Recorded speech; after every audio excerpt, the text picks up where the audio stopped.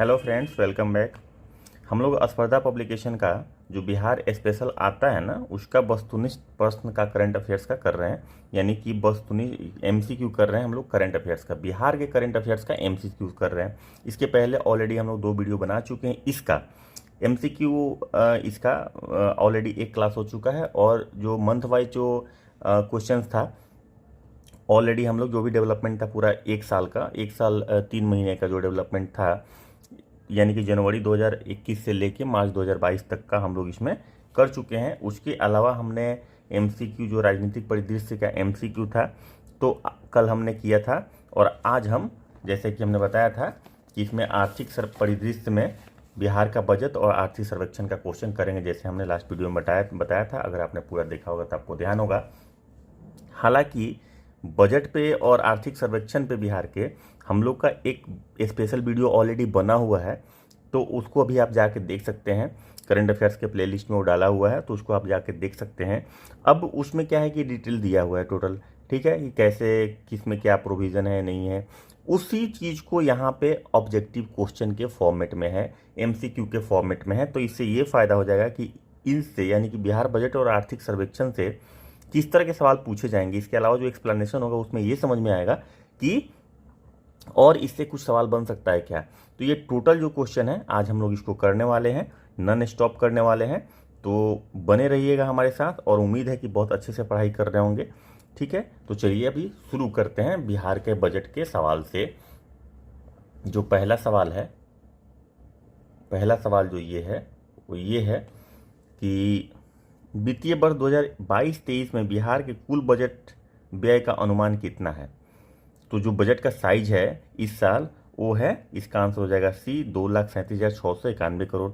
इसमें लिखा हुआ एक्सप्लेनेशन में कुल व्यय बजट अनुमान 2,37,691 करोड़ 19.19 करोड़ है। जो वित्तीय वर्ष 21-22 के बजट के अनुमान 2,18,302.70 करोड़ से 19,388, ये भी इंपॉर्टेंट पॉइंट है कि पिछले बार कितना था उससे कितना अधिक है। ठीक है, तो इन सब चीज़ों को भी ध्यान में रखना है। हालांकि उस वीडियो में हम लोग कर चुके हैं, लेकिन यहाँ पे क्वेश्चन के फॉर्मेट में है तो और ज़्यादा क्लियरिटी हो जाएगी कि क्वेश्चन किस तरह से पूछेगा। बिहार के दूसरा क्वेश्चन है, बिहार के वित्तीय वर्ष 2022-23 में कुल बजट व्यय अनुमान में 21-22 की तुलना में कितने प्रतिशत की वृद्धि हुई। तो ये अब प्रतिशत के टर्म में पूछ दिया, तो प्रतिशत के टर्म में इसको देखेंगे तो 8.88% की वृद्धि हुई। जो 19,388 जो है ना, इसका 8.88% अधिक है। उसके बाद आ जाता है आपका तीसरा नंबर सवाल। तो इसका आंसर क्या हो जाएगा, इसका आंसर आपका 2 का हो जाएगा डी। ठीक है, डी आंसर हो जाएगा। उसके बाद तीसरा नंबर सवाल आता है, वित्त वर्ष 22-23 के लिए बिहार का अनुमानित राजस्व अधिशेष कितना है। राजस्व अधिशेष तो ये कितना है, तो ये है 4,747, यानी 47 करोड़ है। ये हम लोग ऑलरेडी उसमें डिस्कस कर चुके हैं, इसका आंसर हो जाएगा ए।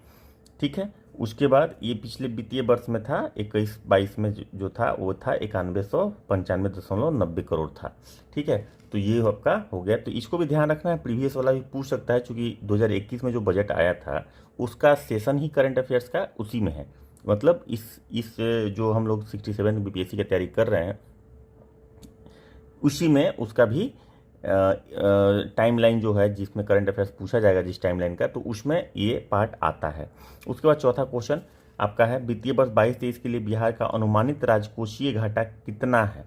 अनुमानित राजकोषीय घाटा है 3.47, जो अंदर है एफआरबीएम का जो रेगुलेशन है। एफआरबीएम का रेगुलेशन क्या है, तो उस वीडियो को देखेंगे जिसमें हम बजट डिस्कस किए हैं, आर्थिक सर्वेक्षण डिस्कस किए हैं, उसमें वो हमने डिटेल में बताया है। बेसिक चीज़ें तो कम से कम उसमें इतनी बताई है कि आपको समझ में आ जाएगा एफआरबीएम क्या है।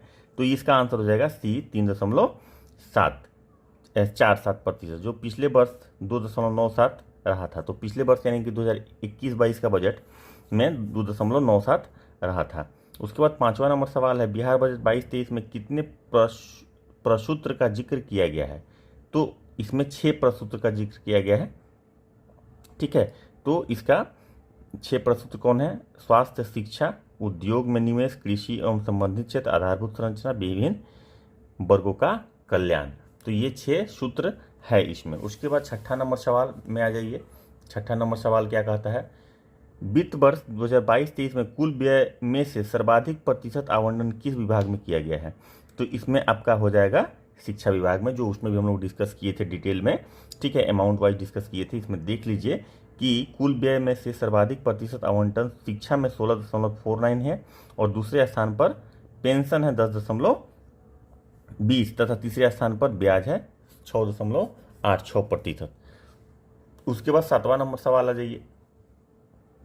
वित्त वर्ष 2022-23 में बिहार में स्वास्थ्य पर कुल कितने रुपए खर्च किए जाएंगे? स्वास्थ्य पर कुल कितने रुपए खर्च किए जाएंगे? तो 16,134 करोड़ रुपए खर्च किए जाएंगे, ठीक है, जो कुल बजट का 6.78% है। इसका उत्तर हो जाएगा ए। उसके बाद आ जाइए, नेक्स्ट जो क्वेश्चन बन सकता है बिहार बजट से वो ये है, वित्त वर्ष 22-23 में बिहार में कृषि पर कुल बजट का कितना प्रतिशत खर्च किया गया? कृषि पर, चूंकि बहुत ज़्यादा फोकस है बिहार सरकार कृषि पे, क्योंकि कृषि ही एक ऐसा उद्योग है बिहार में जो सबसे ज़्यादा मतलब कि ग्रो करने का अपॉर्चुनिटी है, ठीक है ना। लार्ज स्केल इंडस्ट्री ग्रो करने का अपॉर्चुनिटी है नहीं, तो कृषि पे बिहार सरकार का बहुत ज़्यादा फोकस है। तो इसमें कितना प्रतिशत खर्च किया जाएगा? तो इसका आंसर हो जाएगा 1.51%, ठीक है। तो ये 3584.31 करोड़ रुपए का प्रोविजन है इसमें। उसके बाद वित्तीय वर्ष 9 नंबर क्वेश्चन है, 22-23 में बिहार में ग्रामीण विकास है तो कुल कितने रुपए खर्च किए जाएंगे? तो ग्रामीण विकास में 15,456 करोड़ रुपए खर्च किए जाएंगे। तो वित्त वर्ष इतना है जो कुल बजट व्यय का 6.5% है, ठीक है। उसके बाद 10 नंबर सवाल, हम थोड़ा सा फास्ट चल रहे हैं, थोड़ा सा फास्ट ताकि सारा क्वेश्चन कवर हो जाए और कम टाइम लगे, और डिटेल के लिए हम लोग उसमें ऑलरेडी डिटेल में हम लोग पढ़ चुके हैं, तो थोड़ा सा फास्ट चल रहे हैं। और थोड़ा समझने का अगर लगे कि दरकार है, आप लोग कमेंट करके भी बताइएगा, और वो वीडियो जरूर देख लीजिएगा जो हमारा बजट पे एक्सक्लूसिव वीडियो बना हुआ है, उसमें डिटेल बताया हुआ है, इसलिए थोड़ा फास्ट चलेंगे। वित्त वर्ष 22-23 में बिहार में पंचायती राज पर कुल बजट का कितना प्रतिशत खर्च किया जाएगा? तो पंचायती राज पर 4.12% खर्च किया जाएगा, 9,801.41 करोड़ रुपये। उसके बाद 11 नंबर सवाल आने से पहले बिहार के बजट पर एक नज़र हम लोग डाल लेते हैं। बिहार का बजट 22-23 एक नज़र हम लोग डाल लेते हैं। वैसे हम लोग ऑलरेडी पढ़ चुके हैं इसको उस वीडियो में, लेकिन एक नज़र डाल लीजिए मद क्या क्या है। व्यय में स्कीम व्यय है, स्थापना और प्रतिबद्ध, ये स्कीम में सबसे ज़्यादा जाता है, और उससे भी ज़्यादा जाता है, स्कीम में सबसे ज़्यादा नहीं जाता, स्थापना और प्रतिबद्ध जो खर्च है उस पर सबसे ज़्यादा जाता है 1,37,000 करोड़। उसके बाद प्रतिबद्ध में क्या क्या आता है? वेतन में आ जाता है 64,000 करोड़ सबसे ज़्यादा। उसके बाद आपका इसका ब्रेकअप दिया हुआ है, ये ब्रेकअप हम लोग ऑलरेडी डिस्कस कर चुके हैं, इसलिए इसको हम डिस्कस नहीं करेंगे, इसको हम थोड़ा सा आगे आप लोगों को दिखाते हुए निकाल लेंगे। उसके बाद कुल प्राप्तियाँ, राजस्व प्राप्ति प्लस पूंजीगत प्राप्ति, अब ये दोनों प्राप्तियाँ क्या क्या होता है, ये प्राप्तियाँ भी हम लोग डिस्कस कर चुके हैं। ये कुल प्राप्तियाँ इतनी है, ठीक है, और केंद्र सरकार से राजस्व जो प्राप्त होता है वो इतना है, मतलब सबसे ज़्यादा केंद्र सरकार से जो राजस्व प्राप्त होता है वो होता है। तो ये भी ध्यान रखने की बात है कि सबसे बड़ा सोर्स क्या होता है, तो ये वाला होता है। ये डिस्कस हम लोग ऑलरेडी कर चुके हैं। राज्य के कर राजस्व में विभिन्न सूत्र क्या है, तो वाणिज्यिक कर सबसे ज़्यादा है, उसके बाद स्टाम्प में आता है, ठीक है, उसके बाद परिवहन शुल्क है और भू राजस्व है, ठीक है। तो ये आपका कर वाला स्रोत हो गया। उसके बाद ये सब कुछ हम लोग ऑलरेडी डिस्कस कर चुके हैं। मैं बार बार ये इसलिए बोल रहा हूँ ताकि आप लोगों को ऐसा नहीं लगे कि कुछ छूट गया, हम लोग पूरा का पूरा इसको डिस्कस कर चुके हैं। अभी देखिए हमने इस पर भी जोर दिया था, गैर कर राजस्व में जो राशि का हिस्सा है, झारखंड से सेवानिवृत्त कर्मियों का पेंशन मद से भुगतान होता है 310 करोड़, और इसमें जो सबसे ज़्यादा आता है पैसा वो खनन से आता है, वहाँ भी हमने इस बात की चर्चा करी थी। उसके बाद ब्याज की प्राप्ति में उसके बाद आता है सबसे बड़ा अमाउंट, ठीक है। तो ये सब चीज़ें हम लोग ऑलरेडी चर्चा कर चुके हैं, तो इसलिए हम इसको आगे बढ़ाते हैं। और कुल व्यय में राजस्व व्यय वेतन में कितना जाएगा, ये सारा उसका ब्रेकअप है, ठीक है। उसके बाद एक ये जो चार्ट दिया हुआ है 2022-23 में 1 रुपया 100 पैसा कहाँ कहाँ जाएगा, कहाँ कहाँ से आता है और कहाँ कहाँ जाता है। तो सबसे बड़ा भाग जो आता है वो है केंद्रीय करों में राज्य का हिस्सा, राज्य का अंश 38.33%। प्रतिशत के टर्म में बोल सकते हैं क्योंकि 100 पैसा के टर्म में दिया हुआ है, इसलिए प्रतिशत के टर्म में बोल सकते हैं, कोई दिक्कत नहीं है। उसके बाद केंद्र सरकार से सहायता अनुदान, तो इसमें 24.38% है। तो दोनों जोड़ दीजिए तो बहुत ज़्यादा हो जाता है, 50% से ज़्यादा हो जाएगा, लगभग 62% के आसपास हो जाएगा, 62% से भी ज़्यादा हो जाएगा। उसके बाद लोक ऋण से 17.13% आएगा, और राज्य का कर भिन्न राजस्व से 2.57%, और राज्य के कर से 17 इतना प्रतिशत आ जाएगा। उसके बाद इसी का ये ब्रेकअप दिया हुआ है यहाँ पे पूरा, तो ये एक नज़र देख लीजिए आप लोग। ऋणों की वसूली से 0.18% आएगा, और कहाँ कहाँ जाएगा वो जाने वाला देख लीजिए, सबसे ज़्यादा कहाँ कहाँ जाएगा। सामाजिक सेवाओं में 40.2% सबसे ज़्यादा जाएगा। उसके बाद जो सबसे बड़ा है वो सामान्य सेवाएं में है, उसके बाद आर्थिक सेवाएं में है, ठीक है। तो ये 3 सबसे बड़ा है। उसके बाद इसका डिटेल यहाँ पे ब्रेकअप दिया हुआ है, ठीक है। और इसके बाद विभागवार बजटीय प्रावधान ये क्या है, तो ये भी हम लोग डिस्कस कर चुके हैं कि शिक्षा में सबसे ज़्यादा है, जो क्वेश्चन ही बना था, और इसके अलावा विभागवार दिया हुआ है ऑलरेडी, तो इसको हम लोग ऑलरेडी डिस्कस कर चुके हैं उस वीडियो में। इसलिए मैं बोलता हूँ कोई वीडियो स्किप मत कीजिए। जो लोग सब्सक्राइब नहीं किए हैं प्लीज़ सब्सक्राइब कर लीजिए, ताकि कोई वीडियो आपसे छूटे नहीं।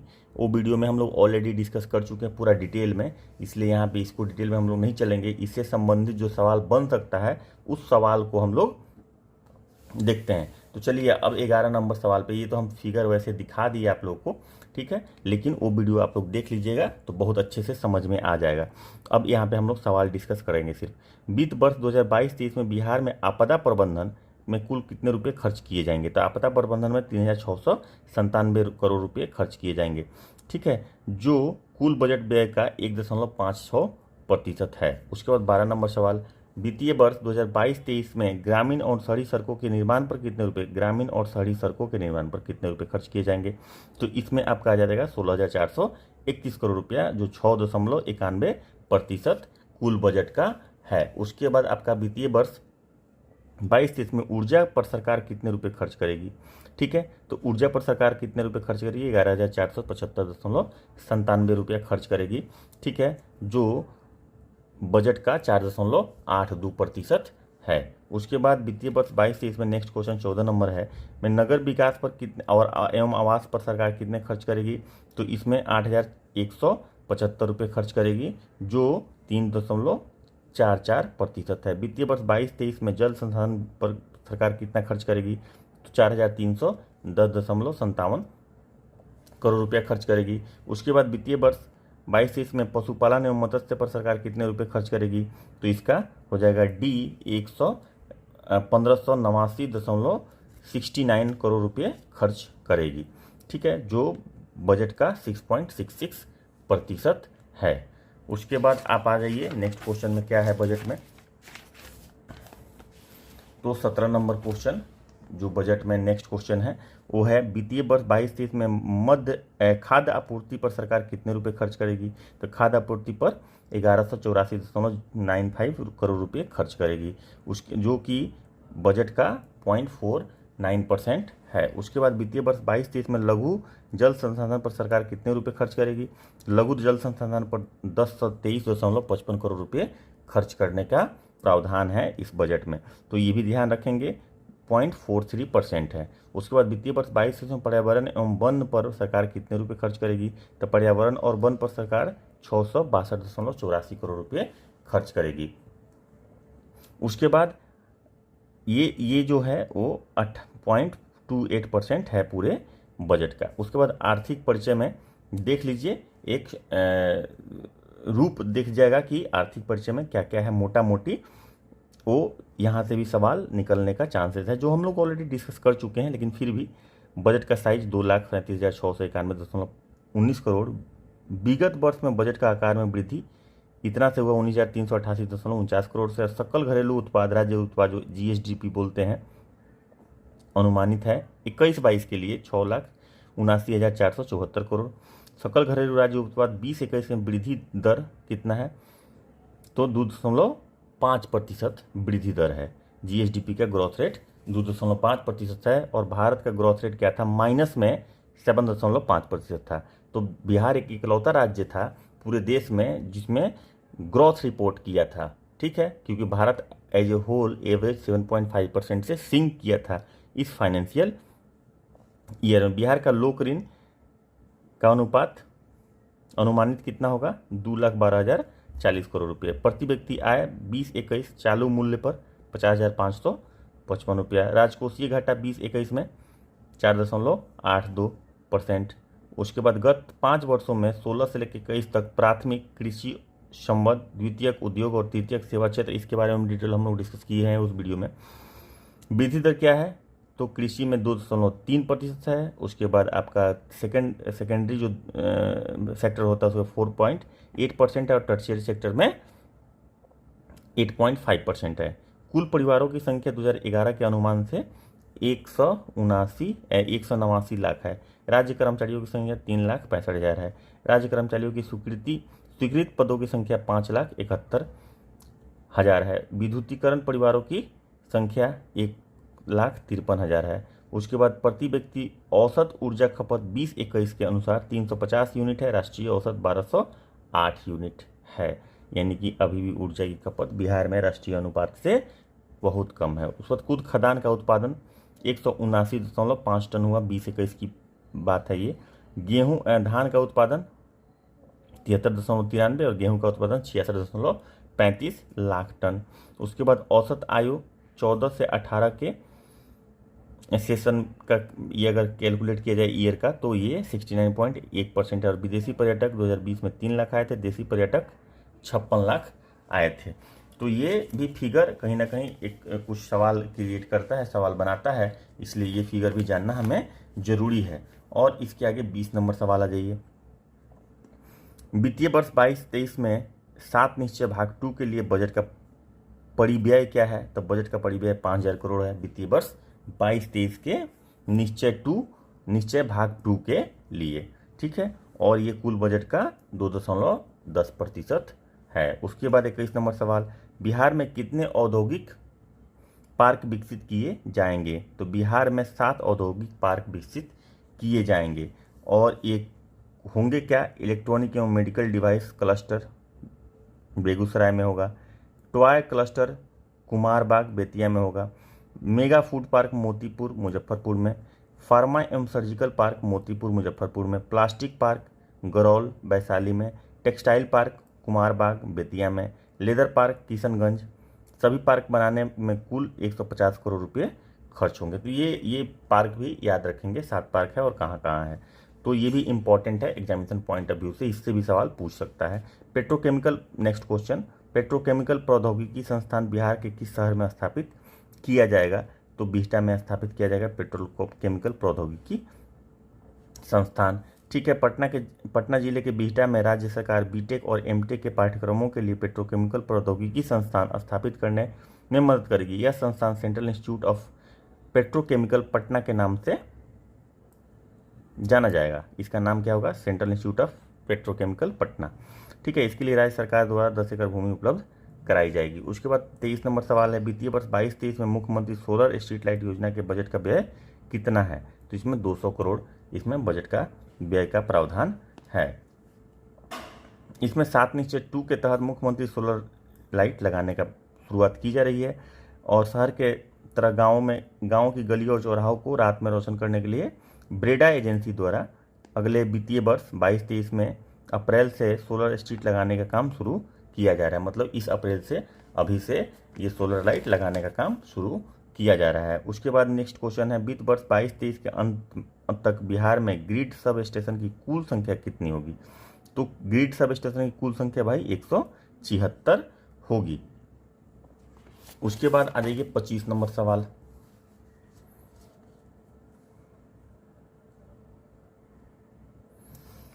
वित्त वर्ष 22-23 में मनरेगा के तहत कितने कार्य दिवस सृजित होंगे? तो मनरेगा के तहत 25 करोड़ कार्य दिवस सृजित करने का लक्ष्य रखा गया है। 1 अप्रैल 2022 से मार्च 2023 तक राज्य के श्रमिकों को मनरेगा के तहत 25 करोड़ दिनों का रोजगार मिलेगा। यह मौजूदा वित्तीय वर्ष 21-22 के 20 करोड़ लक्ष्य से 5 करोड़ अधिक है।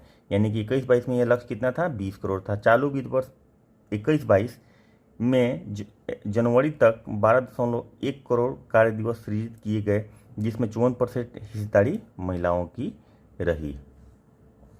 तो ये भी इंपॉर्टेंट बात है। उसके बाद 26 नंबर सवाल, वित्तीय वर्ष 22-23 में बिहार में कितने नए ग्रामीण रिटेल मार्ट खोले जाएंगे? ग्रामीण रिटेल मार्ट कितने खोले जाएंगे? तो इसमें 150 खोले जाएंगे।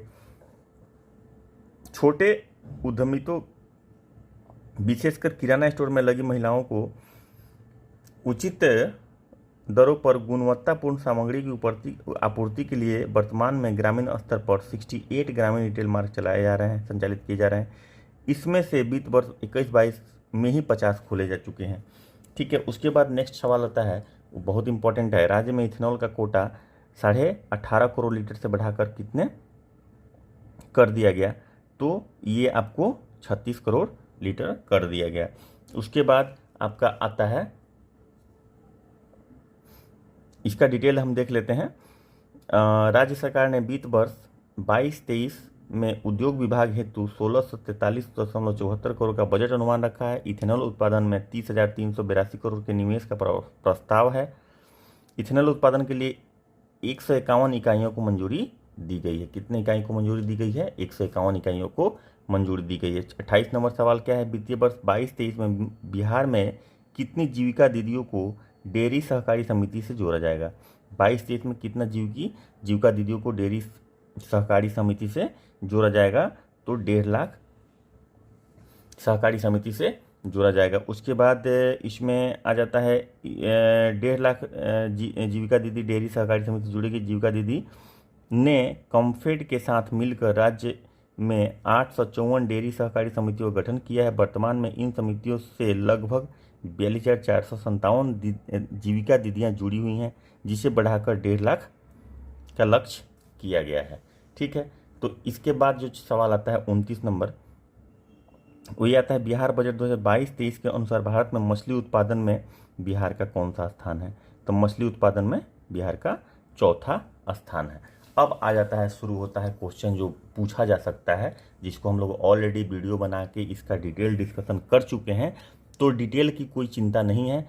अब यहाँ पे हम लोग को ये देखना है, क्योंकि आपको डिटेल पढ़ना है तो वो वीडियो जाके देख लीजिए, और अगर आपको उसको MCQ के फॉर्म पढ़ना है तो ये वीडियो तो आप देख ही रहे हैं, तब उससे क्वेश्चन कैसा बनेगा। लेकिन मैं वो बोलूँगा कि वो डिटेल वाला वीडियो ज़रूर देखिए, ताकि आपको चीज़ें समझ में आसानी से आ जाए।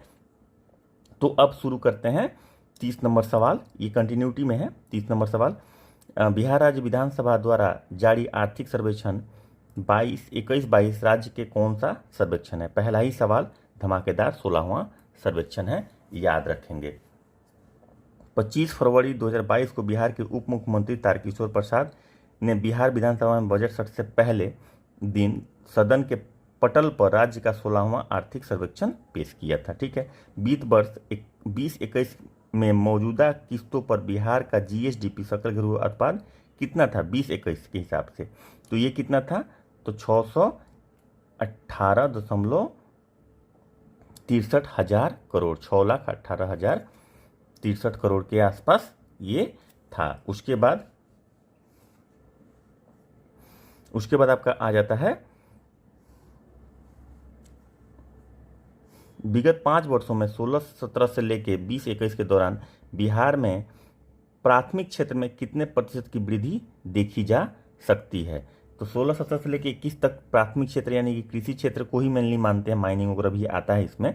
तो ये जो है 2.3% का ग्रोथ देखा गया है। पिछले 5 वर्षों में 16 से 17 से लेके 20-21 के दौरान बिहार में प्राथमिक क्षेत्र 2.3%, द्वितीयक क्षेत्र 4.8% और तृतीयक क्षेत्र 8.5% की उच्चतम दर से वृद्धि दर्ज किया है। तो सबसे ज़्यादा वृद्धि किस में है? तृतीयक क्षेत्र में, यानी कि टर्शियरी सेक्टर में ग्रोथ है। उसके बाद 33 नंबर सवाल, राज्य में पिछले 5 वर्षों में 16-17 से लेकर 20-21 के दौरान कृषि एवं संबद्ध क्षेत्रों में कितने प्रतिशत की वृद्धि दर्ज की गई है? प्राथमिक क्षेत्र में तो टोटल आ जाता है माइनिंग, क्यूरी, ये सारा कुछ आ जाता है, including agriculture and allied sector, और कृषि और संबंध यानी कि कृषि और एलाइड सेक्टर में कितने प्रतिशत की ग्रोथ दर्ज की गई है? तो इसमें इसका आंसर हो जाएगा ई, क्योंकि राज्य में पिछले 5 वर्षों में के दौरान कृषि के क्षेत्र में 2.1% की दर से वृद्धि हुई है। इसमें 2.1% नहीं है, इसलिए इसका आंसर हो जाएगा ई। उसके बाद सर्वेक्षण के अनुसार, आर्थिक सर्वेक्षण के अनुसार 21-22 के दौरान बिहार के प्रति व्यक्ति आय कितनी रही? तो ये प्रति व्यक्ति आय 50,555 रुपया रही प्रति व्यक्ति आय, जो हम लोग ऑलरेडी डिस्कस कर चुके हैं, इसमें भी, क्वेश्चन में भी और पहले भी वीडियो में डिस्कस कर चुके हैं। इसका भारत का औसत है ये 86,659 रुपया प्रति व्यक्ति आय की तुलना में बिहार का प्रति व्यक्ति आय इतना है। आर्थिक समीक्षा 21-22 के अनुसार बिहार के वर्तमान मूल्य पर प्रति व्यक्ति जीएसडीपी का वृद्धि दर कितना है? अनुसार बिहार के वर्तमान मूल्य पर प्रति व्यक्ति जीएसडीपी का वृद्धि दर कितना है? तो ये है 2.5% प्रति व्यक्ति वृद्धि दर।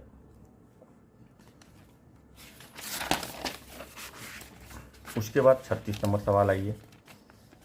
ये हम लोग आर्थिक सर्वेक्षण का सवाल कर रहे हैं और इससे किस तरह का कितना सवाल, कैसा सवाल बनेगा, ये सारा कुछ हम लोग डिस्कस करें। वित्तीय वर्ष 19-20 में बिहार के किस जिले में प्रति व्यक्ति आय सबसे कम है? तो सबसे कम है शिवहर में। शिवहर में प्रति व्यक्ति आय 19,000 रुपये है। वर्ष 2019-20 के प्रति व्यक्ति सकल घरेलू उत्पाद के संबंध में 38 जिलों का रैंकिंग में पटना सबसे उच्चतर प्रति व्यक्ति सकल जिला घरेलू उत्पाद आया, जिसका 1.31 लाख दर्ज किया गया। प्रति व्यक्ति आय के मामले में बिहार में शीर्ष 2 जिले पटना और बेगूसराय हैं तथा न्यूनतम में 2 जिले शिवहर और अररिया हैं। ठीक है, तो यहाँ से भी सवाल बनता है कि सबसे ज़्यादा किसका है, सबसे कम किसका है। बिहार आर्थिक सर्वेक्षण 2021 में वित्त वर्ष 2021 में मनरेगा के तहत रोजगार पाने वाले परिवारों की संख्या बढ़कर कितने लाख हो गई? तो रोजगार पाने वाली संख्या की बढ़कर 51 लाख हो गई। ठीक है, इसमें जारी जॉब कार्डों की संख्या और रोजगार पाने वाले परिवारों की संख्या 16-17 से 20-21 तक लगातार वृद्धि होती रही। वर्ष 2021 में कुल 187.5 लाख जॉब कार्ड थे, जो 16-17 के 145.3 लाख जॉब कार्डों से अधिक है। रोजगार पाने वाले परिवारों की संख्या में भी ऐसी ही वृद्धि देखी गई है, जो 16-17 के 22.9 लाख से 132% बढ़कर 2021 में 51 लाख हो गई। 132% बढ़ा है 16-17 के तुलना में 2021 में। तो ये भी एक इम्पोर्टेंट सवाल बन सकता है। सितंबर 20 और सितंबर 21 के बीच बिहार में समग्र वार्षिक सीपीआई मुद्रास्फीति क्या थी? सीपीआई क्या होता है? Current price, consumer price index होता है। मुद्रास्फीति क्या थी? तो इसमें 3.1 थी। उसके बाद आ जाता है 39 नंबर सवाल। वित्त वर्ष 2021 में राज्य सरकार के कुल व्यय में कितने प्रतिशत की वृद्धि हुई? राज्य सरकार के कुल व्यय में कितने प्रतिशत की वृद्धि हुई 2021 में? तो इसका आंसर हो जाएगा 13.4% की वृद्धि हुई। 2021 में राज्य सरकार द्वारा किया गया कुल व्यय गत वर्ष की अपेक्षा 13.4% बढ़कर 1,65,696 करोड़ हो गया। इससे 26,203 करोड़ रुपए का पूंजीगत व्यय था और 1,39,493 करोड़ का राजस्व व्यय था। 2021 में राज्य सरकार के राजस्व प्राप्तियां 1,28,168 करोड़ थी और पूंजीगत प्राप्तियां, ये भी सवाल बनता है यहाँ से। ठीक है, तो ये सवाल जो दिया हुआ है, ठीक है, तो ये इस फॉर्मेट में दिया हुआ है। ठीक है, लेकिन इससे भी सवाल बनाया जा सकता है। तो एक्सप्लेनेशन भी, इससे फ़ायदा ये होगा कि अगर कुछ छूट गया, वहाँ पे कुछ मिस हो गया, तो मेरा पर्पस ये है कि आपसे कुछ भी मिस नहीं हो, ताकि आप एग्जाम में सबसे बेहतरीन परफॉर्मेंस करें। और उम्मीद है कि आप लोग अगर अच्छे से पढ़ेंगे, कंटिन्यूटी मेंटेन करेंगे, कनेक्टेड होकर पढ़ाई करेंगे, दोस्तों के साथ शेयर करके, उनसे डिस्कस करके भी पढ़ाई करेंगे, तो क्या होगा कि आपका रिजल्ट सुनिश्चित हो जाएगा, पक्का हो जाएगा। इसमें कहीं पे कोई डाउट नहीं है। इसलिए मैं बोल रहा हूँ कि आप मिस मत कीजिए, लगातार पढ़िए। ठीक है, और कोई वीडियो स्किप मत करना है, नहीं करना है, और यहाँ से वहाँ नहीं कूदना है। मतलब आप अगर कोई वीडियो में पढ़ाई कर रहे हैं तो उसको कंप्लीट पढ़ाई कीजिए, ताकि कॉन्सेप्ट बहुत क्लियर हो जाए। मैं पहले डिटेल बनाने में विश्वास रखता हूँ, क्योंकि आपका फाउंडेशन स्ट्रांग होना चाहिए, नींव मजबूत रहेगा, तभी घर आप बना पाएंगे 4 मंजिला, 5 मंजिला, 10 मंजिला। अगर नींव ही कमज़ोर रहेगा, एक क्वेश्चन घुमा देगा, तो सिर्फ MCQ से नहीं होता। ये क्वेश्चन सारा समझ में इसलिए आ रहा है क्योंकि आप पहले वाला वीडियो देख चुके हैं। अगर नहीं देखे होंगे जो लोग, वो जाकर देख लेंगे। जो लोग सब्सक्राइब नहीं किए हैं, कर लेंगे। राज्य सरकार, नेक्स्ट क्वेश्चन 40 नंबर का GSDP के अंतर्गत पूंजीगत व्यय 19-20 के 3.3% बढ़कर कितना हो गया? तो ये हो गया 4.2%। ठीक है, और उसके बाद 41 नंबर सवाल। राज्य सरकार के कर और करोत्तर स्रोतों में राजस्व बढ़कर कितना हो गया? कर और करोत्तर, ठीक है ना, मतलब कि नॉन टैक्स और टैक्स और नॉन टैक्स जो सोर्स है वो कितना हो गया?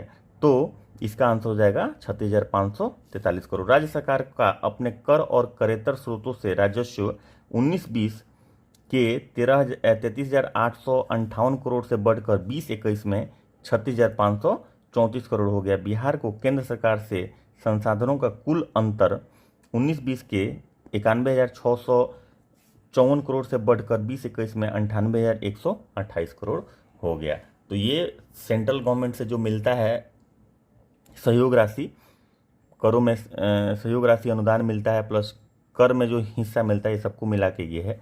ठीक है। उसके बाद 42 नंबर सवाल, बिहार के सकल राज्य घरेलू उत्पाद वर्तमान मूल्य पर कितना है? तो सकल राज्य घरेलू उत्पाद वर्तमान मूल्य पर 618.63 हजार करोड़ है। ठीक है। उसके बाद आपका आ जाता है 43 नंबर सवाल, वित्तीय वर्ष 2021 में बिहार में अनुमानित कुल खाद्यान्न उत्पादन कितना है? अनुमानित कितना है 2021 में? तो इसका आंसर हो जाएगा 17.95 लाख टन। उसके बाद आपका नेक्स्ट क्वेश्चन आ जाता है एक 44 नंबर सवाल, बिहार में किसान उत्पादक संगठन एफपीओ बनाने के लिए राज्य सरकार ने कितनी सब्सिडी दे रही है? तो एफपीओ बनाने के लिए राज्य सरकार आपको 90% तक की सब्सिडी दे रही है। इसमें है बिहार के किसान उत्पादक संगठन एफपीओ बनाने के लिए, फार्मर्स प्रोड्यूसर ऑर्गेनाइजेशन का फुल फॉर्म होता है, बनाने के लिए राज्य सरकार 90% सब्सिडी दे रही है। 23 जिलों में एकीकृत विकास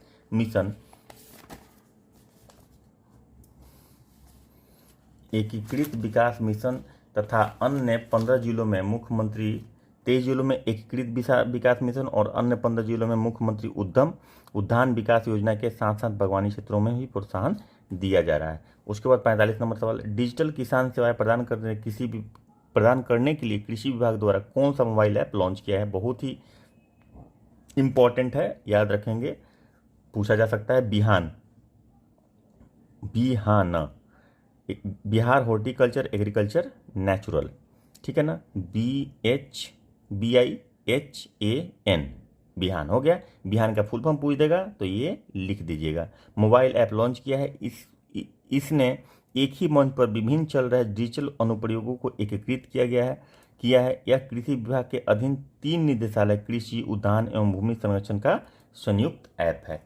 ठीक है। उसके बाद आपका आ जाता है 46 नंबर सवाल, वित्तीय वर्ष 19-20 में बिहार सकल फसली क्षेत्र की तुलना में सकल सिंचित क्षेत्र का प्रतिशत कितना था? बिहार सकल फसली क्षेत्र की तुलना में सकल सिंचित क्षेत्र का प्रतिशत 74.48% था। इसमें आपका वित्तीय वर्ष, नेक्स्ट क्वेश्चन 47 नंबर, वित्तीय वर्ष 2021 में बिहार में मछली उत्पादन कितना था? तो इसमें मछली उत्पादन 6.83 लाख टन था। उसके बाद नेक्स्ट क्वेश्चन आ जाता है, बिहार आर्थिक समीक्षा 2021-22 में मत्स्य पालन क्षेत्र में कितने प्रतिशत की बढ़ोतरी दर्ज की गई? तो मत्स्य पालन में आपको 7% की बढ़ोतरी दर्ज की गई है। गत 5 वर्षों में 16-17 से लेकर 20-21 के दौरान कृषि एवं सहवर्ती क्षेत्र में वृद्धि दर जो थी 2.1% थी। गत 5 वर्षों के दौरान उप क्षेत्रों में पशुधन की वृद्धि दर 10% और मत्स्य में 7% थी। कुल मिलाकर 20-21 में सकल राज्यगत मूल्यवर्धन में इस क्षेत्र में 19% हिस्सा था। उसके बाद आपका नेक्स्ट क्वेश्चन आ जाता है 49 नंबर। हाँ, वित्त वर्ष 2021 में बिहार का कुल दूध उत्पादन कितना था? तो दूध उत्पादन था आपका 115 लाख टन। ठीक है। वित्तीय वर्ष 2021 में बिहार का कुल दूध उत्पादन 115 लाख टन था। 16-17 में कुल अंडा उत्पादन 111 करोड़ से बढ़कर 301 करोड़ पहुंच गया, जो 32.4% की वार्षिक वृद्धि दर को दर्शाता है। तो 32.4% वार्षिक वृद्धि दर अंडा के उत्पादन में हुआ है। उसके बाद 50 नंबर सवाल, निम्नलिखित में से किस उद्योग ने बिहार में सर्वाधिक निवेश आकर्षित किया है? तो सबसे ज़्यादा इथेनॉल ने किया है। इसका ब्रेकअप भी देख लीजिए, इसका डिटेल हम लोग उस वीडियो में पढ़े थे जिसमें हमने आर्थिक सर्वेक्षण पढ़ा था। तो मैं फिर से बोल रहा हूँ कि जो लोग वो वीडियो नहीं देखे होंगे वो जाके देख लीजिएगा, क्लियरिटी ज़्यादा आ जाएगी। उसके बाद MCQ जब बनाएंगे तो और ज़्यादा मज़ा आने वाला है। अभी तो आपको समझ में आ ही रहा होगा क्योंकि एक्सप्लेनेशन यहाँ पे दिया हुआ है, लेकिन मेरा ये रिकमेंडेशन है कि आप लोग उस वीडियो को ज़रूर देखिए ताकि क्लियरिटी और बेहतर हो। दिसंबर 21 तक इथेनॉल क्षेत्र को 32,454 करोड़ रुपए के निवेश के साथ 159 इकाइयों के लिए प्रथम चरण की मंजूरी दी गई। यह बिहार के कुल निवेश का 57% हिस्सा है। राज्य सरकार को अप्रैल 2017 से दिसंबर 2021 के दौरान कुल 54,761 करोड़ रुपए के निवेश के लिए 1918 प्रस्ताव हुए। ये सारा का सारा डिटेल हम लोग उसमें डिस्कस किए हैं। जो लोग देखे होंगे उन लोगों को पता होगा जो मैं बोल रहा हूँ सच है। 51 नंबर सवाल, उच्च प्राथमिकता वाले क्षेत्र की श्रेणी में खाद्य प्रसंस्करण ने पिछले वर्ष की तुलना में 2020-21 में कितने गुना वृद्धि दर्ज की?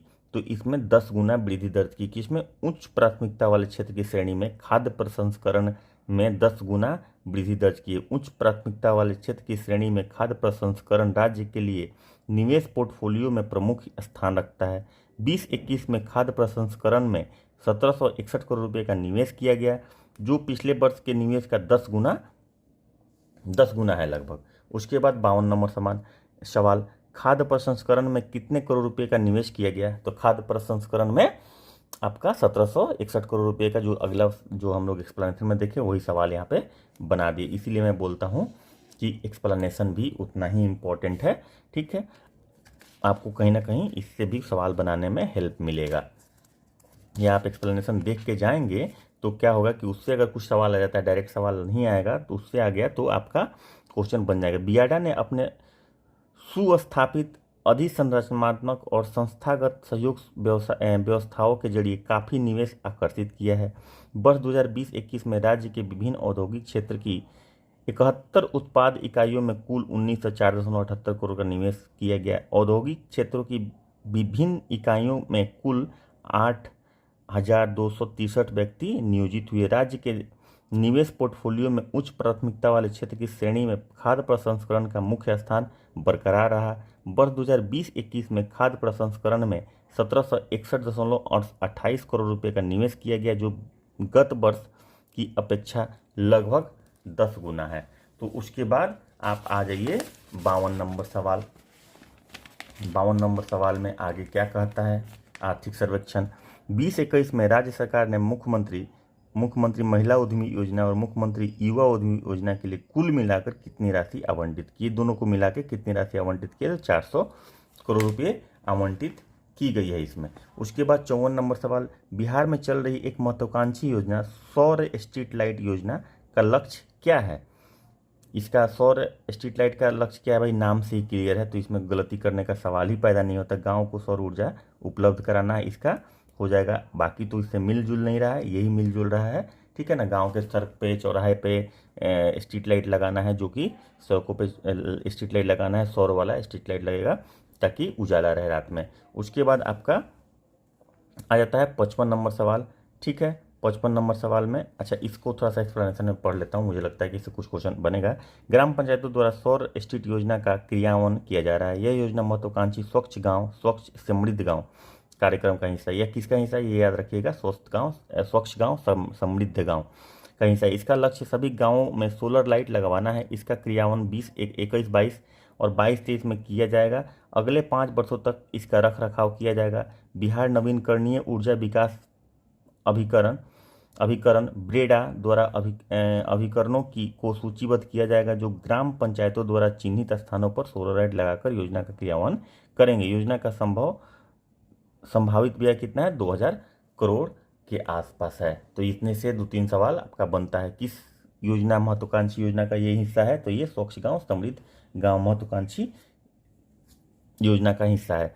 उसके बाद 55 नंबर सवाल, वित्त वर्ष 2021 में बिहार में उपलब्ध बिजली उत्पादन क्षमता क्या है? 2021 में बिजली उत्पादन क्षमता है 6422 मेगावाट। ठीक है, उसके बाद आपका सवाल आ जाता है नेक्स्ट, इसको भी पढ़ लेते हैं एक्सप्लेनेशन, कुछ सवाल निकल जाए। वर्ष 19-20 में यह 6073 मेगावाट थी। वर्ष 2021 में यह 6422 मेगावाट हो गई। इसमें 5.7% की वृद्धि हुई। तो ये भी सवाल पूछ सकता है कि 2021 में कितने प्रतिशत की वृद्धि 19-20 के रिस्पेक्ट में हुई है? किसमें? तो बिजली उत्पादन क्षमता में। बिजली की बढ़ती मांग को पूरा करने के लिए राज्य सरकार ने 23-24 तक चरणबद्ध तरीके से विभिन्न स्रोतों से 6607 मेगावाट अतिरिक्त क्षमता की योजना बनाई है। वर्तमान में राज्य में 13 लघु पन बिजली योजनाएं चालू हैं। कितने लघु पन बिजली योजनाएं चालू हैं? 13, जिसकी कुल स्थापित क्षमता 54 मेगावाट है। रूफ टॉप योजना के तहत सोलर ऊर्जा का लक्ष्य 10 मेगावाट रखा गया है। तो रूफ टॉप योजना के तहत सोलर ऊर्जा का लक्ष्य कितना रखा गया है? 10 मेगावाट का लक्ष्य रखा गया है। उसके बाद 56 नंबर सवाल, वित्त वर्ष 2021 में बिहार के प्रति व्यक्ति ऊर्जा का खपत कितना था? तो ये 350 किलोवाट आवर था। ठीक है, उसके बाद आ जाता है आपका 57 नंबर सवाल। 57 नंबर सवाल में क्या है भाई? तो वर्तमान में बिहार में शहरीकरण कितना प्रतिशत है? ठीक है, तो वर्तमान में बिहार में शहरीकरण जो है 15.3% है। वर्ष 2011 की जनगणना में बिहार का शहरीकरण का स्तर 11.3% था, जो कि ये है। ठीक है, तो ये इसको नहीं मार देना है। ठीक है, ये आर्थिक सर्वेक्षण के हिसाब से लेटेस्ट हमको मारना पड़ेगा 15.3%। लेकिन राज्य सरकार द्वारा शहरीकरण को फिर से परिभाषित करने का निर्णय के बाद, माने शहरीकरण का जो क्लासिफिकेशन है, किस बेसिस पे शहरीकरण किया जाएगा या उसका डिफिनीशन में कुछ मॉडिफिकेशन किया गया, तो उससे ये बढ़कर 15.3% हो गया। उसके बाद 58 नंबर सवाल, वर्ष 2020-21 में बिहार का सीडी रेशियो, क्रेडिट और जमा होता है, credit divided by deposit, CD ratio का अनुपात कितना था?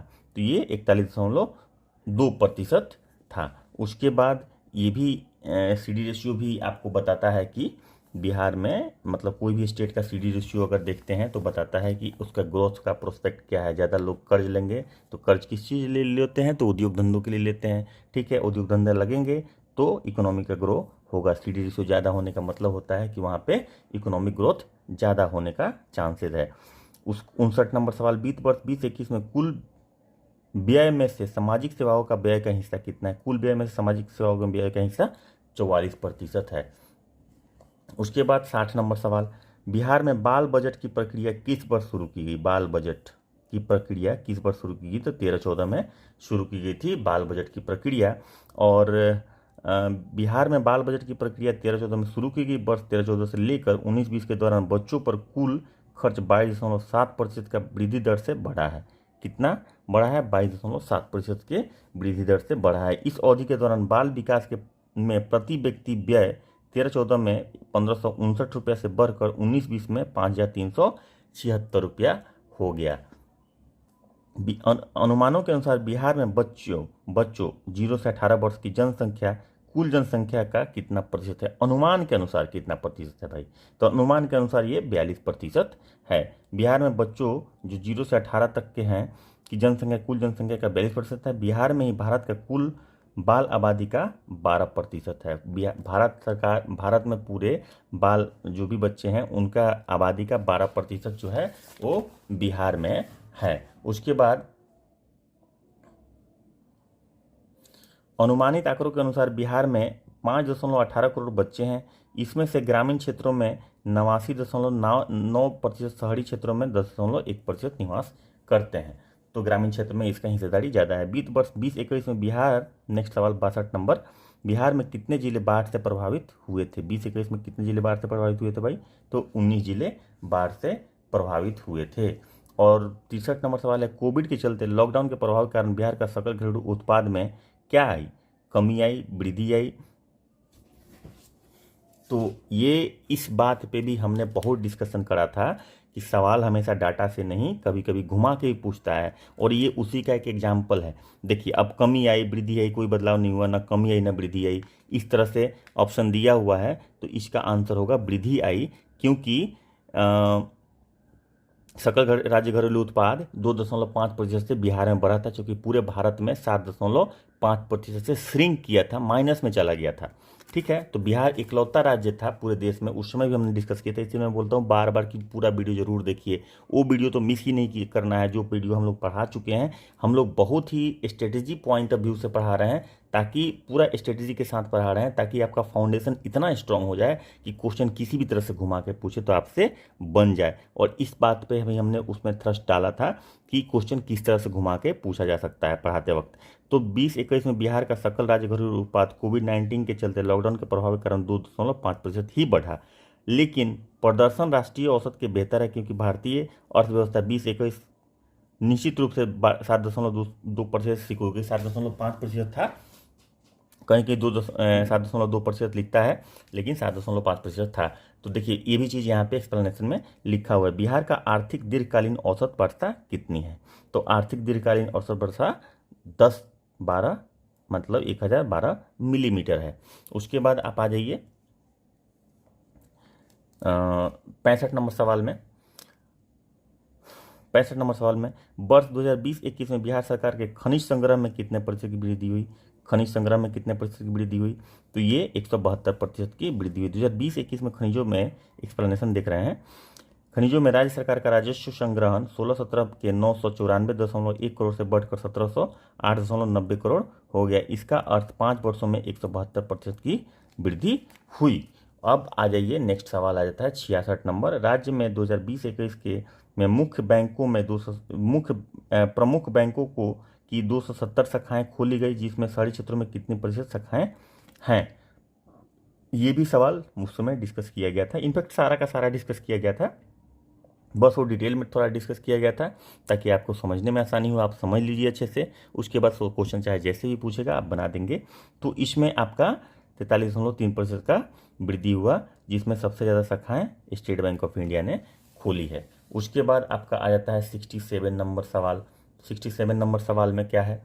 सर्वेक्षण के अनुसार राजगीर स्थित जू सफारी के विकास हेतु राज्य सरकार द्वारा स्वीकृत राशि कितनी है? राज्य अब ये भी एक सवाल है कि जू सफारी कहाँ खोली गई है, तो राजगीर में। ये भी एक सवाल है, सवाल के अंदर सवाल है, ठीक है। तो इसमें कितना खर्चा है? तो इसमें आंसर हो जाएगा इसका ई, क्योंकि इसमें 176.18 करोड़ रुपए स्वीकृत किए गए हैं, जो कि इस ऑप्शन में नहीं है, ठीक है। तो नेक्स्ट सवाल आता है खादी उत्पाद में निवेश करने हेतु कार्यशील पूंजी के लिए लोन लेने पर कितने फीसदी ब्याज राज्य सरकार चुकाएगी? तो इसमें आज आपका आ जाएगा 4%। खादी उत्पाद में निवेश करने के लिए अगर आप कार्यशील वर्किंग कैपिटल लेते हैं तो राज्य सरकार ब्याज में कितना प्रतिशत खुद चुकाएगी? जैसे मान लीजिए अगर 9% का ब्याज लग रहा है तो 4% राज्य सरकार देगी और 5% ही आपको पे करना पड़ेगा, तो यहाँ पे 4% होगा। खादी उत्पाद में निवेश करने हेतु कार्यशील पूंजी के लिए लोन पर 4% तक ब्याज राज्य सरकार चुकाएगी। खादी उत्पादन की नई तकनीक लाने पर अनुमोदित परियोजना लागत पर लगने वाले टैक्स का 70% तक राज्य सरकार वहन करेगी। यानी 70% टैक्स में भी सपोर्ट करेगी राज्य सरकार, इसको बढ़ावा देने के लिए ये सब चीज़ें हो रहा है। उसके बाद 69 नंबर क्वेश्चन, राज्य में कितने स्वास्थ्य उपकेंद्रों को हेल्थ एंड वेलनेस सेंटर बनाया जाएगा? वेरी इंपॉर्टेंट है, इंपॉर्टेंट सारा का सारा है। 232 ऐसे उपकेंद्रों को हेल्थ एंड वेलनेस सेंटर बनाया जाएगा, ठीक है ना। तो बिहार में स्वास्थ्य सेवा की सबसे निचली इकाई स्वास्थ्य उपकेंद्र जो होता है, हेल्थ सब सेंटर जो होता है, स्तर पर आधारभूत संरचना को मजबूत करने की प्रक्रिया शुरू कर दी गई है। राज्य में 232 स्वास्थ्य उपकेंद्रों को हेल्थ एंड वेलनेस सेंटर बनाया जाएगा।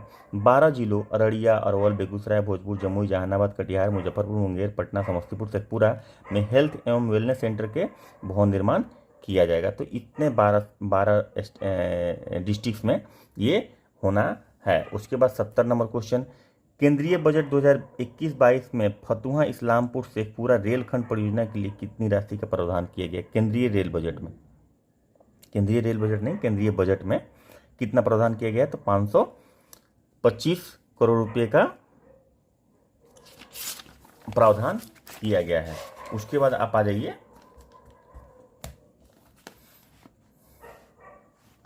71 नंबर सवाल। 71 नंबर सवाल, 1 फरवरी 2022 को प्रस्तुत केंद्रीय बजट 2021-22 में बिहार में शहरी विकास के लिए प्रस्तावित राशि के परिणाम स्वरूप कितने नगर निकायों को लाभ मिलेगा? 263 नगर निकायों को लाभ मिलेगा।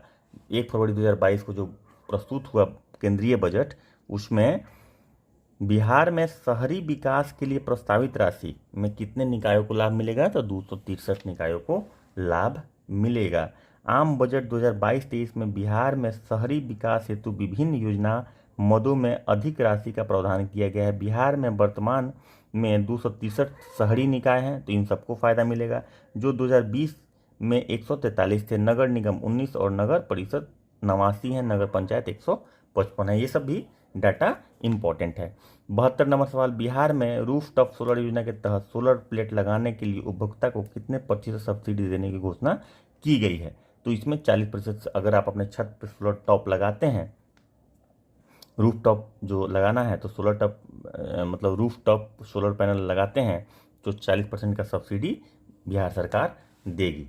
ठीक है। और ये सोलर प्लेट लगाने के लिए उपभोक्ता को 3 किलोवाट क्षमता तक के रूफ टॉप लगाने तक 40% तथा 10 किलोवाट क्षमता तक के रूफ टॉप लगाने के लिए 20% सब्सिडी मिलेगा। तो 3 किलोवाट के क्षमता तक के लिए कितना मिलेगा? 40, और 10 किलोवाट क्षमता तक के लिए 20 मिलेगा, 20% सब्सिडी मिलेगा। 73 नंबर सवाल, केंद्रीय रेल बजट 22-23 में पटना में कितने वंदे भारत ट्रेन चलाने की घोषणा की गई है? तो 2 ट्रेन चलाने की घोषणा की गई है। और इसको देख लीजिए, रेल बजट 22-23 में पटना को 2 वंदे भारत ट्रेन की मंजूरी मिली है। यह दोनों ट्रेन पटना जंक्शन और राजेंद्र नगर टर्मिनल से शुरू होगी। बजट में पूर्व मध्य रेलवे को करीब 45 योजनाओं के लिए राशि मिली है। बजट में बिहार के डेडिकेटेड फ्रेट कॉरिडोर तथा ओसामा ने राजेंद्र सेतु में समानांतर रेल सड़क ब्रिज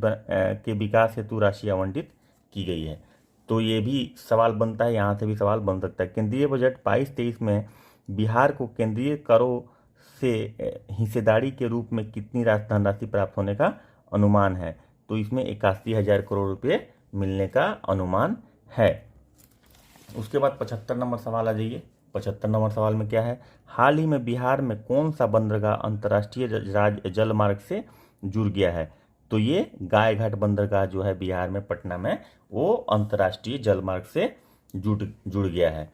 केंद्र की गति शक्ति योजना के तहत पटना से गुवाहाटी जल मार्ग के तहत गायघाट पटना से असम के पांडु गुवाहाटी के बीच कार्गो शिप का परिचालन 5 फरवरी को शुरू हुआ। ये सवाल बन सकता है, इसको भी ध्यान में रखेंगे। बिहार में चाय की खेती करने वाले किसानों को सरकार ने कितना प्रतिशत अनुदान देने का घोषणा किया है? बिहार में चाय की खेती करने वाले किसानों को 50% तक अनुदान मिलेगा। विशेष उद्यानिकी फसल योजना के तहत बिहार में चाय की खेती करने वाले किसानों को 50% सब्सिडी का लाभ दिया जा रहा है। 77 नंबर सवाल, बिहार में किस स्थान पर कार्बोनेट सॉफ्ट ड्रिंक प्लांट की स्थापना की मंजूरी मिली है? तो ये कार्बोनेट सॉफ्ट ड्रिंक जो होता है, जो आप कोका कोला और ये सब पेप्सी पीते हैं, तो इसमें मिली हुई है। राज्य सरकार ने बरौनी में 278.55 करोड़ रुपये के निजी पूंजी निवेश में सॉफ्ट ड्रिंक प्लांट लगाने की स्थापना की मंजूरी दी है। उसके बाद 76 नंबर सवाल, हाल ही में किस राज्य सरकार द्वारा क्रोमियम पोटेशियम खनन की नई कार्य योजना बनाई जा रही है? तो ये है बिहार। उसके बाद 79 नंबर सवाल आ जाता है, तो देश के कुल निर्यात का कितना प्रतिशत बिहार से निर्यात होता है? देश का कुल निर्यात का कितना प्रतिशत बिहार से निर्यात होता है? तो 0.5%। बहुत स्कोप है, आप प्रोडक्शन कीजिए, अच्छा क्वालिटी का सिस्टम से जाइए, बहुत स्कोप है। इतना कम निर्यात बिहार का योगदान है पूरे इंडिया के एक्सपोर्ट में। इंडिया से जो भी चीज़ें एक्सपोर्ट होती है उसमें बिहार का जो योगदान है मात्र 0.5% है। यानी कि प्रचुर मात्रा में अपॉर्चुनिटी है एक्सपोर्ट करने वालों का बिहार में। इसलिए अगर आप कोई उद्योग धंधा शुरू करते हैं तो आप एक्सपोर्ट में भी हाथ आजमा सकते हो, उसमें भी बहुत स्कोप है। ठीक है ना। वर्ष 2025 तक देश के निर्यात 10% करने की योजना है। निर्यात तैयारी सूचकांक में देश के 36 राज्यों में बिहार 30वें स्थान पर है। निर्यात तैयारी सूचकांक जो है उसमें बिहार का स्थान 30वां है। उसके बाद बिहार का इथेनॉल कोटा बढ़ाकर कितना किया गया? तो बिहार का इथेनॉल कोटा बढ़ाकर कितना किया गया? तो बिहार का इथेनॉल कोटा बढ़ाकर 36 करोड़ लीटर कर दिया गया। बिहार का इथेनॉल कोटा 18.5 करोड़ लीटर से बढ़ाकर 36 करोड़ लीटर कर दिया गया। तो ये इंपॉर्टेंट सवाल है। तो यहाँ हमारा खत्म होता है बिहार का बजट और आर्थिक सर्वेक्षण से संबंधित सवाल। और मुझे उम्मीद है कि जो आप लोग बजट में पढ़ें और जो हमने डिस्कस किया, जो हमने 2 वीडियो डेडिकेटेड वीडियो बनाई है, वो दोनों वीडियो जो बिहार बजट में और आर्थिक सर्वेक्षण पे है, लगभग सारा का सारा ये जो सवाल है वहीं से आया है। मतलब उसी में से कोई ना कोई सवाल पूछा गया है जो हम लोग ऑलरेडी डिस्कस कर चुके हैं। तो ये प्राथमिकता तो तय हो गई कि हम लोग जो पढ़ रहे हैं और जिस डायरेक्शन में पढ़ रहे हैं, क्वेश्चन भी जो लोग सेट कर रहे हैं, स्पर्धा एक प्रतिष्ठित बुक माना जाता है बीपीएससी के लिए, तो ये लोग जो क्वेश्चन सेट कर रहे हैं, ये क्वेश्चन हम लोग उस स्टैंडर्ड तक पढ़ाई कर रहे हैं कि इस क्वेश्चन का आंसर कर पाए। अगर आप लोग पढ़े होंगे, वो वीडियो को अच्छे से देखे होंगे, तो डेफिनेटली इसका सवाल आप लोगों से बन रहा होगा और आप लोग को ये फील हो रहा होगा कि हाँ, हमने जो डिस्कस किया उस बजट के वीडियो में जो डिस्कस किया वो हम लोग 100% सही डिस्कस किए, और जितना डिस्कशन करना था उतना डिस्कशन किए, इनफैक्ट थोड़ा ज़्यादा ही किए, ताकि उसके अलावा भी कुछ सवाल बनता है वो भी सवाल बन जाए। यहाँ पे एक्सप्लेनेशन से कुछ हम लोग को और सवाल बनाने का स्कोप मिला, वहाँ भी बहुत सारा सवाल बनाने का स्कोप मिला था। तो उम्मीद है कि वीडियो बहुत अच्छी लग रही होगी आप लोग को, क्वेश्चन बनाने में मज़ा आ रहा होगा, चूँकि आप लोग पढ़ रहे हैं तो पढ़ेंगे तो क्वेश्चन बनाने में मज़ा आएगा ही। तो इसीलिए मैं बार बार बोलता हूँ कि आप लोग मेरे वीडियो को सब्सक्राइब जरूर कीजिए, हमारे चैनल को सब्सक्राइब जरूर कीजिए, लाइक जरूर कीजिए। अगर पसंद आता है तो, अच्छा लगता है कंटेंट, तो थोड़ा सा भी आपके नॉलेज में बढ़ोतरी होती है, थोड़ा सा आपका कॉन्सेप्ट, आपका सोचने का तरीका में इम्प्रूवमेंट होता है, आपका कॉन्सेप्ट में इम्प्रूवमेंट होता है, तो वीडियो को जरूर लाइक कीजिए और अपने दोस्तों के साथ शेयर करके। मैं बार बार इसलिए बोलता हूँ क्योंकि डिस्कशन से कॉन्सेप्ट बहुत बढ़िया डेवलप होता है, डिस्कशन से आपका कॉन्सेप्ट उच्च स्तर तक जाता है। आपको एग्जाम के प्रेशर में जो कन्फ्यूज़न होने लगता है ना, वो कन्फ्यूज़न दूर हो जाता है डिस्कशन से। इसलिए मैं बार बार बोलता हूँ कि वीडियो को शेयर कीजिए दोस्तों के साथ, उनको बोलिए कि ये पढ़ो, आप डिस्कस करो, इसको देखो, और उसके बाद आप लोग दूसरे डिस्कस कीजिए। 10 मिनट 15 मिनट के आप बात तो कर सकते हैं फ़ोन पे, लेकिन डिस्कशन नहीं करते हैं। डिस्कशन करेंगे तो और क्लियरिटी आपको आएगी। तो इस वीडियो को यहीं पे एंड करते हैं, और अगले क्लास में जो हम लोग डिस्कशन करेंगे, जनवरी से लेकर मार्च तक का जो कैबिनेट का डिसीजन रहा, वो हम लोग इसमें डिस्कस करेंगे। तो वीडियो को यहीं पे एंड करते हैं, मिलते हैं आप लोगों से अगले क्लास में। तब तक खूब मन लगा के पढ़िए, वीडियो को घुमा घुमा के देखिए, कॉन्सेप्ट में कोई कंप्रोमाइज़ नहीं करना है। अगर कॉन्सेप्ट क्लियर रहेगा तो क्वेश्चन घुमा के देगा, आप बना देंगे। अगर कॉन्सेप्ट क्लियर नहीं रहेगा तो क्वेश्चन घुमाएंगे, थोड़ा सा क्वेश्चन घूम जाएगा और नहीं बनेगा। इसलिए सिर्फ रट्टा नहीं मारना है, कुछ चीज़ें तो याद करनी ही है, जैसे फिगर याद करना होता है, लेकिन फिगर का भी लॉजिक होता है, उसको भी जब आप डिस्कशन करेंगे ना, तो आपको फिगर आपके दिमाग में सेट हो जाएगा। चलिए पढ़िए मन लगा के, मिलते हैं अगले क्लास में, तब तक के लिए बाय बाय, टेक केयर, जय हिंद।